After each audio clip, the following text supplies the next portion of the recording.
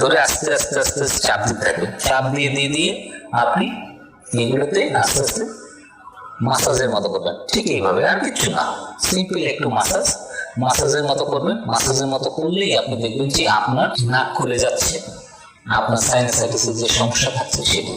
বন্ধুরা, সাইনোসাইটিসের জন্য আপনি আকুপ্রেশার যেগুলো আছে সেগুলো তো করতেই পারেন, সেই সাথে এরকম একটা ফেস রোলার যদি আপনার কাছে থাকে আপনি কিংবা সংগ্রহ করে নিতে পারেন, তাহলে এইটা আপনার জন্য খুব কাজে দিবে।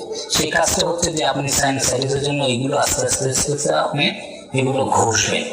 এই দুপাশ দিয়ে আপনার নানান ভাবে আপনার এইগুলোকে মাসাজ করা যাচ্ছে। এই মাসাজ করলে আপনার এখানকার ভিতরে যে ঝিল্লিগুলো সেগুলো সজীব হতে থাকবে এবং এখানকার যে মিউকাসগুলো আছে মিউকাসগুলো আপনার বেরোতে থাকবে।